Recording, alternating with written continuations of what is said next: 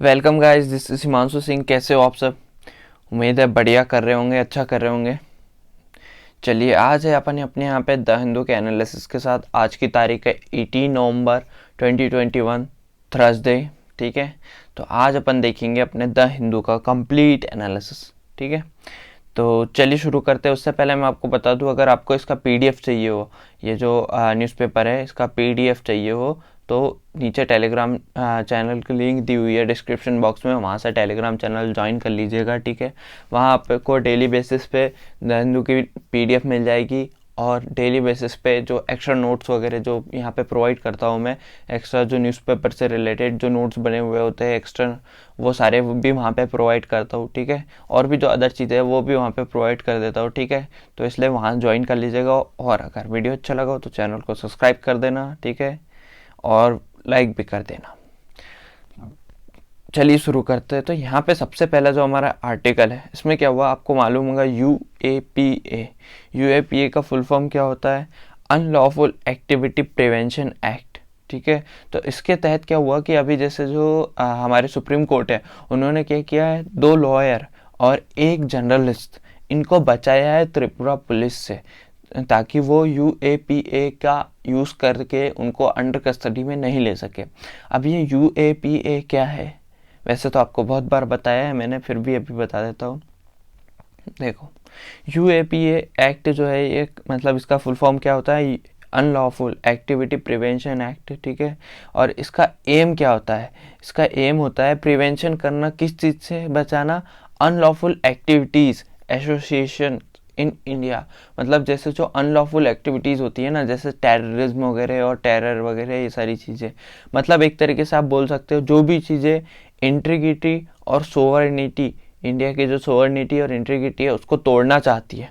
ठीक है, उससे कोई सा भी मतलब उसके अगेंस्ट जाती है, इंटीग्रिटी और सोवरेनिटी के, इंडिया की इंटीग्रिटी या सोवरेनिटी के कोई भी अगेंस्ट जाता है, तो उसको पुलिस के पास ये पावर होती है कि वो उसे UAPA एक्ट के तहत उसे गिरफ्तार कर सकता है।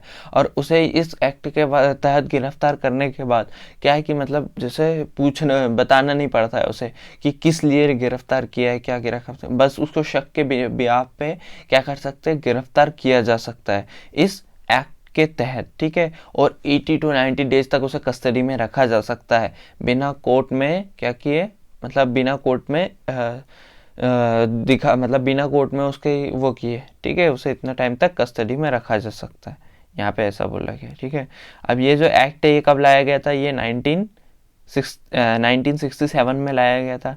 ठीक है, और इसमें 6 बार अमेंडमेंट हुए। ठीक है, पहला जो अमेंडमेंट हुआ है वो हुआ है 1969 में ही। ठीक है, इसको बोलते हैं हम मतलब जो अमेंडमेंट है the unlawful activity prevention act 1969 में। फिर दूसरी बार जब हुआ है ये 1972 में, the criminal law amendment act बोल के। ठीक है, उसके बाद 1986 में हुआ है the delegate legislation provision amendment act. ठीक है, 1986। फिर उसके बाद the unlawful activity prevention amendment act 2004 में भी हुआ है, और फिर यही से the unlawful activity prevention act amendment act, मतलब तो ये हुआ है 2008 में। फिर उसके बाद फिर उसके बाद 2019 में भी हुआ है। 2019 में जो अमेंडमेंट हुआ है वो क्या बोलता है कि पुलिस किसी भी सिविलियन, मतलब किसी को भी, जैसे यहाँ देख सकते हो, पुलिस किसी को भी इंडिविजुअल को गिरफ्तार कर सकती है, और मतलब उसे वो कर सकती है, कस्टडी में कर सकती है। ठीक है, ये सारी चीज़ें आपको समझ।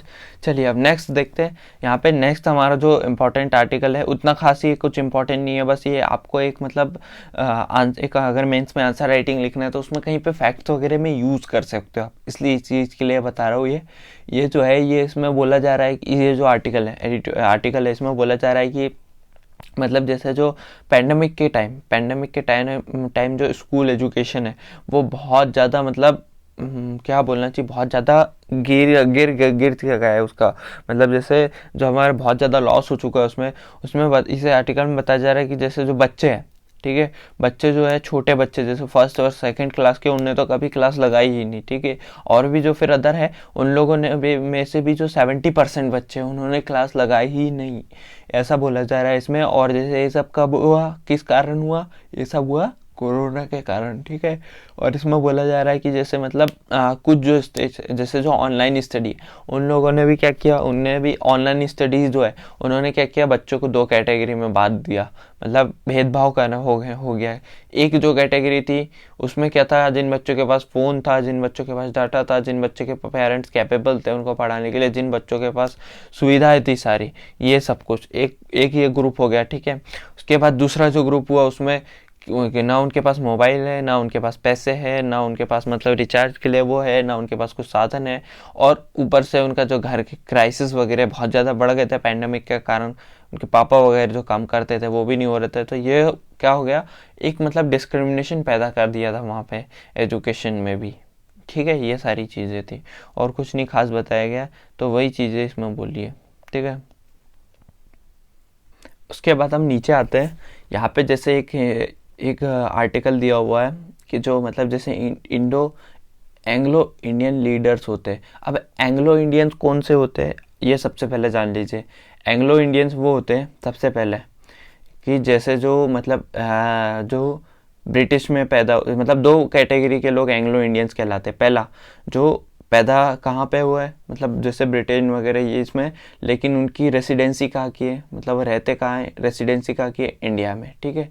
या फिर दूसरे लोग जो जो कि इंडियन और ब्रिटिश, जिनके मदर फादर हो, एक इंडियन और एक ब्रिटिश, तो ये लोग, और इन लोगों ने मान के चलो यहाँ की क्या लोकेलिटी लेके रखी है, तो ये ऐसे लोग कहलाते हैं क्या, एंग्लो इंडियंस। तो यहाँ पे वही बोला जा रहा है कि जैसे जो इनकी the federation of Anglo Indian association, ठीक है, जो इनकी फेडरेशन है एंग्लो इंडियन एसोसिएशन की, वो क्या करेंगे, जो हमारे यूनियन मिनिस्टर है, ठीक है, उनके साथ मतलब यूनियन मिनिस्टर है जो हमारे माइनॉरिटी अफेयर्स के, उनके साथ क्या करेगी, ये मीटिंग करेगी, ठीक है। ये चीज़ें बोला गया। और मतलब मीटिंग क्यों करेगी, तो ये चाहते हैं कि मतलब थोड़ा बहुत जैसे जो एंग्लो इंडियन के राइट्स वगैरह है, मतलब राइट्स वगैरह जो है उनको मतलब अच्छे से वो किया जाए, मतलब कुल मिला के एक कमीशन फॉर्म करने का चाह रही है ये। जो अपना आर्टिकल 338(10) है ना, उसके अंडर में ये एक मतलब कमीशन का फॉर्मेशन करने की बात कर रहे हैं, ताकि मतलब जैसे जो एंग्लो इंडियन पीपल्स है उन लोगों को भी मतलब जैसे एक तरीके से वो हो सके, हेल्प हो सके, और जैसे मतलब एक एसोसिएशन है उनके लिए, तो वो उनके लिए डेवलपमेंट और बहुत सारा अलग कुछ अच्छा काम कर सकता है, ठीक है। इस वजह से वो चाह रहे हैं कि एक क्या हो, एक कमीशन फॉर्म किया जाए, कौन से, अंडर आर्टिकल 338, ठीक है, और 10, 338(10). उसके बाद वहाँ पे नीचे ही उसके बाजू में एक आर्टिकल देखिए कि जैसे इसमें बताया जा रहा है कि इंडिया जो है, इंडिया ने क्या किया, मतलब जैसे जो ग्लासगो समिट का मतलब जैसे जो उस चीज़ पे जब सवाल उठ रहे थे इंडिया के ऊपर, तो कि इंडिया उसका मतलब पालन नहीं कर रहा, तो उसका खंडन किया इंडिया ने। यहाँ पे उतना कुछ खास दिया नहीं है, बस इतना बोला जा रहा है कि जैसे मतलब जो भी मतलब वो थे वादे वगैरह थे इंडिया के, तो वो फॉलो नहीं किए जा रहे हैं, ठीक है। कोल एक्सट्रैक्शन को लेके बात हो रही है कि इंडिया तो उतना ही कोल मतलब एक्सट्रैक्ट कर रहा है, कम तो किया ही नहीं उसने मीटिंग के बाद। तो यहाँ पे अपने इंडिया की तरफ से ये बात बोली गई कि जैसे इंडिया जो है, इंडिया ने क्या किया है, इंडिया ने जो है अभी NDCS मतलब नेशनली डिटरमाइंड कंट्रीब्यूशन, मतलब इसमें अभी तक ये जो मतलब 5 जो हमारे जो PM मोदी ने क्या किए थे, वहाँ पे 5 जो अनाउंसमेंट किए थे उनको अभी उससे ऐड नहीं किया है। और उससे ऐड नहीं किया है मतलब कि अभी वो हमारे नेशनल टारगेट नहीं बना है, ठीक है। हाँ, वहाँ पे बोल दिया गया है, लेकिन अभी अपना नेशनल टारगेट नहीं बना है। उसमें जो 5 जो वादे किए थे ना हमारे PM मोदी जी ने, वो तो यहाँ पे इंडिया ने कहा है कि जैसे इंडिया ये 5 वादे पूरे करेगा, लेकिन अभी इंडिया ने क्या किया, NDCS में वो जो वादे हैं उनको ऐड नहीं किया है, ठीक है। ये बात यहाँ पे बोली गई, ठीक है। अब यहाँ पे क्या हो रहा है, क्यों ये बात आई, क्योंकि यहाँ पे जैसे इंडिया की तरफ बोला जा रहा है कि इंडिया क्या कर रहा है, कोल का बहुत ज़्यादा एक्सट्रैक्शन कर रहा है, उसने कम नहीं किया है, जबकि थोड़ा ध्यान देना चाहिए ये चीज़ें। तो यहाँ पे इकोनॉमी का इंडिया ने कारण बताया, और इंडिया ने कहा कि हमने जो वादे किए वो पूरे हो जाएंगे, आप उसकी चिंता मत कीजिए, ठीक है। 5 वादे अब पर अभी हम ऐसा मतलब एकदम से कम नहीं कर सकते, कोल का जो एक्सट्रैक्शन वगैरह है ना, ये हम एकदम से कम नहीं कर सकते। अब यहाँ पे 5 वादे कौन से किए थे इंडिया ने, ये जान लीजिए। पहला जो था कि इंडिया जो है वो क्या करेगा 2030 तक 5000 गीगावाट तक की मतलब जैसे जो एनर्जी, रीनेबल एनर्जी कैपेसिटी बना लेगा, मतलब कि नॉन फॉसिल एनर्जी कैपेसिटी इतनी कर लेगा, ठीक है। दूसरा वादा क्या था कि 2070 तक इंडिया क्या करेगा, नेट जीरो को अचीव कर लेगा, ठीक है। तीसरा वादा क्या था कि जैसे जो इंडिया है वो 50% मतलब जैसे 50% रीनेबल एनर्जी रिसोर्सेज का यूज़ करेगा, उसकी जो रिक्वायरमेंट है एनर्जी की उसको कंप्लीट करने के लिए, ठीक है। चौथा क्या था, इंडिया जो है वो क्या करेगा, कार्बन का जो इमिशन है 1 बिलियन टन तक का जो कार्बन का इमिशन है वो कम करेगा, कब तक, 2030 तक। उसके बाद पांचवा ये था कि इंडिया जो है कार्बन के ऊपर उसकी जो 45% मतलब जो कार्बन के ऊपर की जो इंडिया की जो इकोनॉमी है वो डिपेंडेंट है, तो उसको 45% तक डिपेंडेंसी कम करेगा, ठीक है। ये पांचों बातें बोली गई, ठीक है, आया समझ। चलिए नेक्स्ट देखते हैं। यहाँ पे ये जो है, ये जो मैंने अभी आपको बताया, स्कूल मतलब जैसे जो एजुकेशन सिस्टम है वो बहुत ज़्यादा अफेक्टेड हुआ किस चीज़ से लेके, मतलब जैसे पैंडमिक को लेके।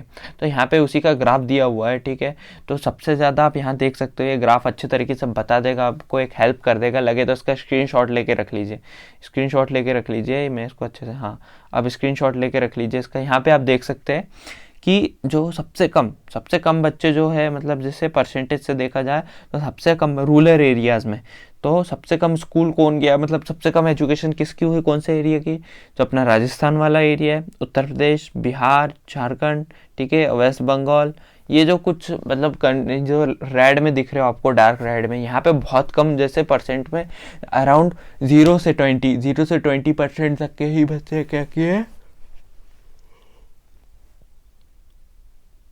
सॉरी गाइज, सॉरी, एकदम सॉरी। तो जीरो से मतलब क्या किए, मतलब 0 से 20% तक ही बच्चे यहाँ पे वो किए। उसके बाद आ जाता है ये वाला जो एरिया है, जैसे मध्य प्रदेश ये वाला और जम्मू कश्मीर वाला, ये सारा, इसमें क्या किया 21 से 40% तक ही बच्चे क्या किए, पढ़े हैं, ठीक है, इस टाइम पे, और एफर्ट कर पाए हैं एजुकेशन, ठीक है। उसके बाद गुजरात और महाराष्ट्र वाला एरिया जो है, इसमें क्या है, मतलब 41 से 60। उसके बाद जो हमारा ये वाला एरिया है, यहाँ पे देख सकते हैं आप 60 से 80। और जो ये है सबसे ज़्यादा कौन सा, ये वाला एरिया, इसने ये वाला स्टेट जो है हमारा क्या, केरला, केरला ने क्या किया सबसे ज़्यादा, मतलब वहाँ पे अच्छे से पढ़ाई हुई है। और वैसे भी आपको मालूम है कि केरला का जो एजुकेशन सिस्टम है टॉप पे है, और केरला वैसे भी टॉप पे है इंडिया के उसमें, ठीक है। चलो अब नेक्स्ट देखते हैं, चलिए नीचे देखते हैं। हाँ, यहाँ पे एक आर्टिकल है, इसमें क्या है कि जैसे मतलब इंडिया ने क्या है यूएन में बोला है, कहाँ, यूएनओ में, कि जैसे जो पाकिस्तान है वहाँ पे जो टेररिज्म है वो मतलब इंजॉय फ्री कर रहे हैं, मतलब इंजॉय कर रहे हैं वहाँ पे, उनको फ्री पास मिल चुका है पाकिस्तान में। और मतलब जैसे एक टेरर का इन्वायरमेंट बना रहा है पाकिस्तान, ठीक है। ये चीज़ें हाँ यूएन में बोली गई।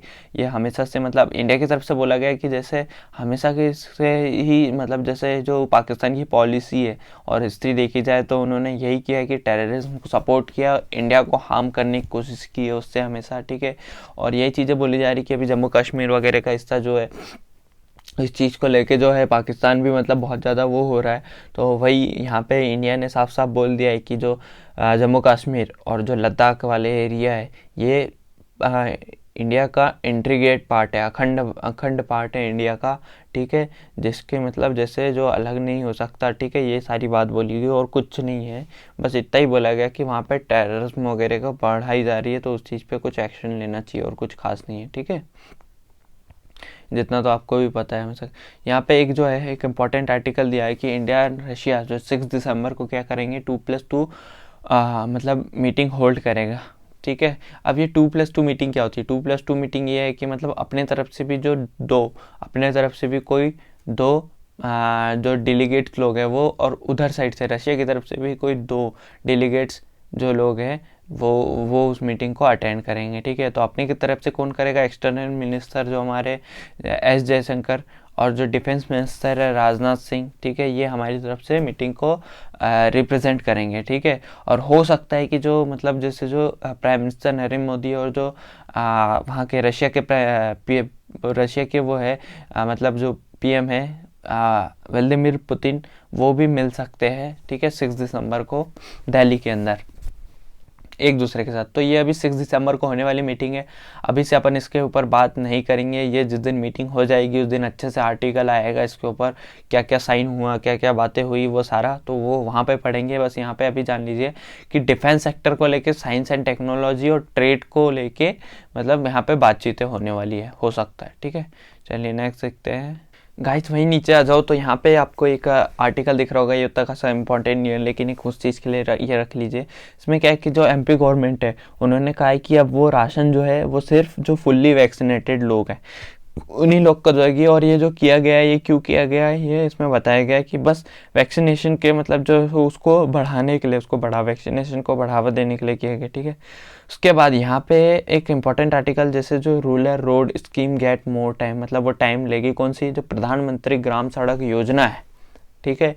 इसमें क्या बोला गया है कि जैसे सबसे पहले तो जो हमारी कैबिनेट कमेटी है इकोनॉमिक अफेयर्स की, उन्होंने मतलब जैसे कहा है कि जैसे प्रधानमंत्री ग्राम सड़क योजना, ये जो है फर्स्ट एंड सेकंड, इसमें क्या है मतलब कि जैसे और टाइम लगेगा रोड की कनेक्टिविटी को, मतलब जैसे ये जो योजना है इसमें कम से कम सितंबर 2022 तक मतलब वो चालू होगी है, ठीक है, इसमें बोला गया, ठीक है। मतलब जैसे टाइम लगेगा इसमें थोड़ा सा अभी ये योजना को वो करने के लिए, ठीक है। और ये जो है इसमें मतलब जो वर्कर्स वगैरह है, ये क्यों किया गया, ये टाइम क्यों लगेगा बोला, तो इसमें जो वर्कर्स वगैरह है उन लोग को जैसे डिले हो रहा है, और जैसे मतलब उन लोग को जैसे वो उनके मतलब जो क्या बोलना चाहिए, एक तरीके से मिल नहीं पा रहे उतने अच्छे से वर्कर्स वगैरह, ये सारी वर्कर एक मेन रीज़न है इसका, ठीक है। किस चीज़ का, जो मतलब ये स्कीम जो है लेट हो रही है इस चीज़ का। अब ये जो प्रधानमंत्री ग्राम सड़क योजना, ये क्या है ये जान लीजिए, ठीक है। ये जो प्रधानमंत्री ग्राम सड़क योजना, जिसको हम PMGSY भी बोलते हैं, ठीक है, इसका मतलब मेन मकसद क्या था, इसका मेन मकसद ये था कि हर गांव, मतलब हर गांव, एक एक गांव को कनेक्ट करे, रोड मतलब रोड से जो रूट है ना उसके एक एक गांव, हर गांव को एक दूसरे से कनेक्ट किया जाए, ये इसका मतलब मेन फंक्शन था। मतलब एक कुल मिला के इसका जो रोड मतलब जो रोड है उसको अच्छे करने की बात करी गई थी ट्रांसपोर्ट के लिए, ठीक है। ये जो लॉन्च कब किए गए थे, ये 15 अगस्त 2000 में लॉन्च किया गया था, 15 अगस्त 21 साल पहले। और किसने लॉन्च किया था, ये किया गया था जो हमारे प्रधानमंत्री जी थे उस टाइम के, जो श्री अटल बिहारी वाजपेयी जी ने, ठीक है।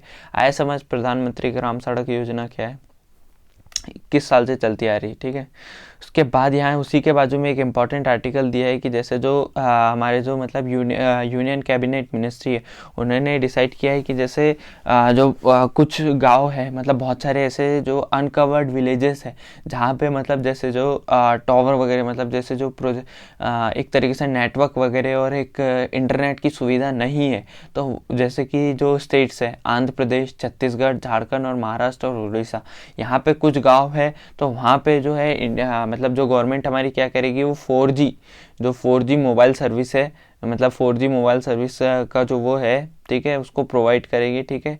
यहाँ पे बोला गया जो अराउंड 7,000 जो विलेजेस है, 7,000 समथिंग विलेजेस है, 7,287 जो विलेजेस है समथिंग, उनको कवर करेगा। और इसका जो फंड है वो कितना दिया जाएगा इस स्कीम के लिए, 6,466 करोड़ रुपीज़ का इसको फंड प्रोवाइड किया गया। और ये फंड जो है ये किसके द्वारा प्रोवाइड किया गया है, USOF universal service obligation fund, ठीक है, ये इसके तहत इसे फंड प्रोवाइड किया गया, ठीक है। इसके बाद आ जाते हैं हम वर्ल्ड सेक्शन पे। वर्ल्ड सेक्शन पे जो हमारे काम की न्यूज़ है वो एक यही वाली है, ठीक है, ये वाली, बाकी नहीं है। पर यहाँ पे ये थोड़ा बहुत जान लेते हैं। ये इंडिया में क्या हुआ, ये सॉरी चाइना में क्या हुआ है, एक नया रिजोल्यूशन आया है, ठीक है।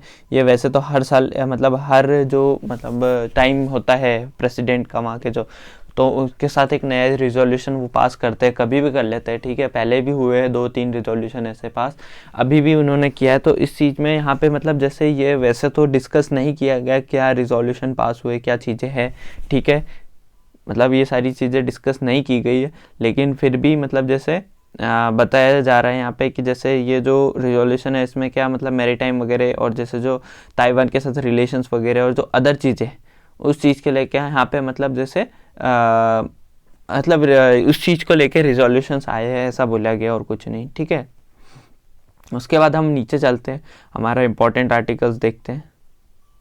उसके बाद यहाँ पे क्या है कि जैसे जो बात करी जा रही है मालदीव्स के बारे में, आपको पता होगा मालदीव्स के साथ हमारे जो रिलेशन है वो काफ़ी अच्छे है, क्योंकि इंडिया जो है एक मतलब एक तरीके से बोल दिया जाए तो ये जो इंडियन ओशियन के अंदर मालदीव्स कंट्री आती है, ठीक है, तो इसलिए इंडिया का यहाँ पे बहुत ज़्यादा उनको संरक्षण प्रोवाइड है, ठीक है, और इंडिया वहाँ पे बहुत ज़्यादा कोऑपरेशन करता है, ठीक है, बायलैटरल बहुत सारे वहाँ पे मतलब क्या बोलना चाहिए, एक तरीके से रिलेशंस वगैरह जुड़े हुए हैं, बहुत सारी चीज़ें डिपेंडेंसी है, ठीक है, तो वही सारी चीज़ें यहाँ पे बात करी जा रही है, ठीक है। और जो मालदीव्स वाला हिस्सा है वो भी इंडिया के लिए बहुत ज़्यादा इंपॉर्टेंट है स्ट्रेटेजिक रूप से, और जो इंडिया है वो भी मालदीव्स के लिए बहुत ज़्यादा स्ट्रेटेजिक रूप से इम्पॉर्टेंट है।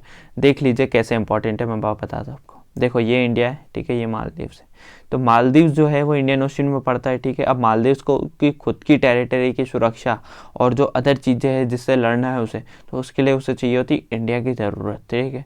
लेकिन अब इंडिया को वहाँ से क्या फ़ायदा है, और एक्सपोर्ट वगैरह भी करता है इंडिया मालदीव्स वगैरह में, ठीक है, और इंपोर्ट्स वगैरह भी करता है, ठीक है, एक्सपोर्ट इंपोर्ट्स वगैरह करता है। लेकिन मैं बात कर रहा हूँ यहाँ पे पॉलिटिकल और स्ट्रेटेजिकल रूप से क्या वो दिक्कत है, मतलब क्या कारण है उनके एक साथ होने के, ठीक है।